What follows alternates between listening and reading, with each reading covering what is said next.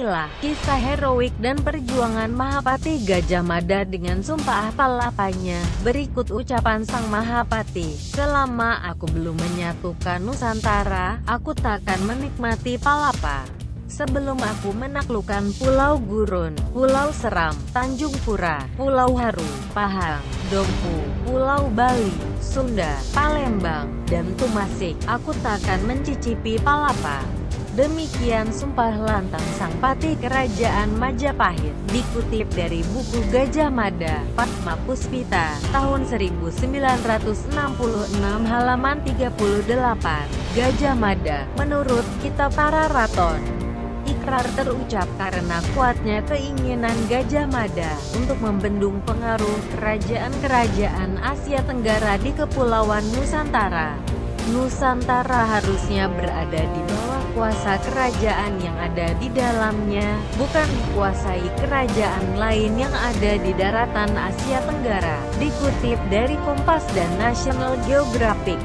Banyak ahli sejarah dan budaya yang menafsirkan sumpah sang patih dengan cara berbeda. Misalnya, Muhammad Yamin menafsirkan palapa berarti Gajah Mada akan pantang bersenang-senang sebelum janjinya terucap. Walaupun ada sejumlah pendapat yang meragukan sumpahnya, Gajah Mada memang hampir berhasil menaklukkan Nusantara. Dimulai dengan penaklukan ke daerah Suwarna Bumi, sekarang Sumatera, tahun 1339, Pulau Bintan, Tumasik, sekarang Singapura, Semenanjung Malaya, sekarang Malaysia.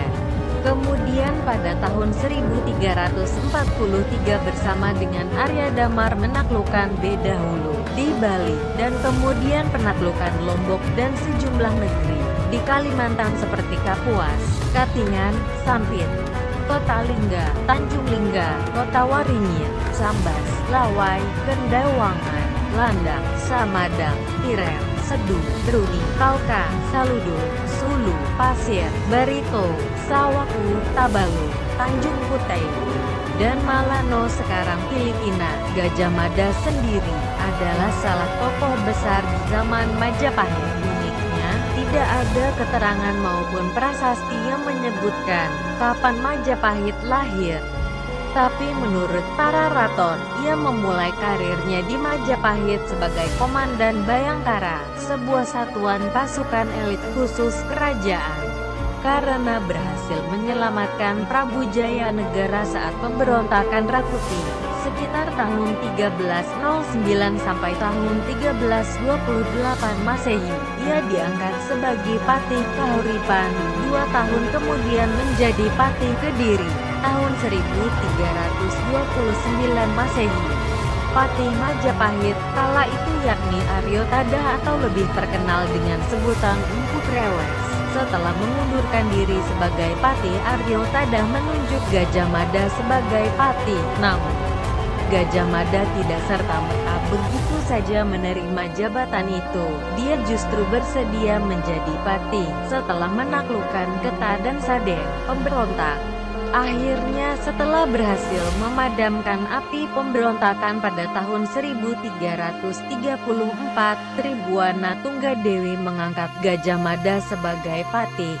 Pada zaman pemerintahan Prabu Hayam Wuruk tahun 1350 sampai tahun 1389 yang menggantikan Tribuana Tunggadewi, Gajah Mada terus melakukan penaklukan ke wilayah timur seperti Logajah, Gurun, Sukun, Taliwul, Sapi, Gunung Api, Seram, Hutan Kadali, Sasak, Bantayan, Luwu, Buton, Banggai, Kunir, Galian, Salayar, Sumba, Muar, Saparua, Solor, Brima, Wandan, Banda Ambon, Wanin, Serang, Timor, dan Dompo.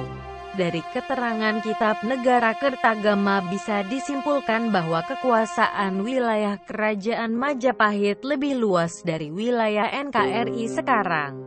Gajah Mada sendiri mangkat dengan meninggalkan nama harum di Nusantara. Menurut kitab Pararaton, ia wafat pada tahun Saka 1290, tapi pada Nagara Kertagama dituliskan Gajah Mada mangkat pada tahun Saka 1286.